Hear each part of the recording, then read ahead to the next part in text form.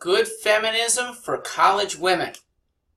I'm Mark Stewart Greenstein, candidate for governor, and this is an extra edition of the Daily Fire. It's August 13th. I'm here in Newington, very close to a college campus. One of Connecticut's campuses where a yes means yes law was passed on their behalf. That's for women to not be abused in relationships that they are not ready to go all the way on. And it's well-meaning legislation.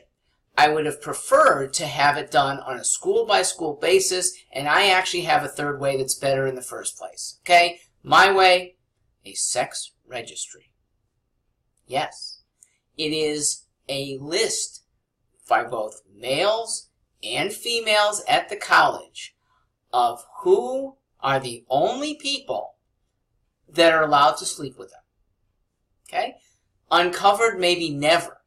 But if there were ever a dispute about whether that partner wanted that guy to have sex with her, it would be resolved so that if there was a yes, yes, it's okay. If there was a yes and no, it's not okay. And then this boy might reasonably be taken in for rape charges. Okay? Absent these precautions, we have serious consequences to boy and girl. Boy could have a rape charge on him that affects him for life. Jail at the beginning, and then no good work at the end for something that could have been a difference of, does she really want to go further? Well, this makes it clear 1-2 days ahead of time, and it makes it clear for the rest of the semester. Okay? You can revise it, but the sex registry is closed on Friday afternoons through the weekend. Okay? If you haven't figured out who your partner could be, don't try and figure out in a drunken stupor on Friday night. Okay? You are off limits. Okay? Have some ice cream instead. I like ice cream as opposed to sex. It can be scintillating. It can have cherries and nuts. It can be swirled, whipped, spoon-fed. All kinds of neat things without taking your clothes off. And it keeps everyone safer. It keeps a girl from having a terribly unwanted experience, even if it was consensual and she regrets it.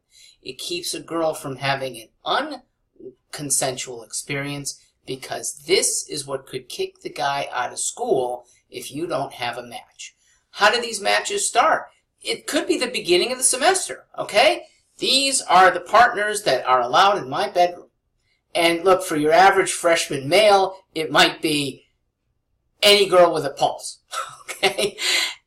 For the average freshman female, it might be none or just a few select boys, and they might have an expanded list or a contracted list as the semester goes on.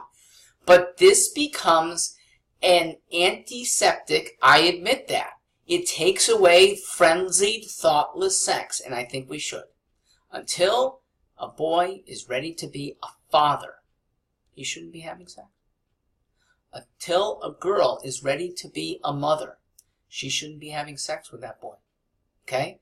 And I think girls are more mature and could be mothers at an early age, but it could ruin your life if a pregnancy happens before you want to. Why take that risk? Yes, this is something that makes sex less spontaneous. I think there are a lot of mistakes made by spontaneous sex, and we should have that. Certainly at our state universities, where there's a little bit of control that the state could have, I think it's a reasonable thing. Outside of universities, how about making this sort of standard behavior for females? That you're going to stand up, not lie down. You're not going to be pressured, and you don't get started by drinking before a party. Okay? That makes your guard let down. That makes impulses too easy to act upon. I don't want weak women. I want strong women.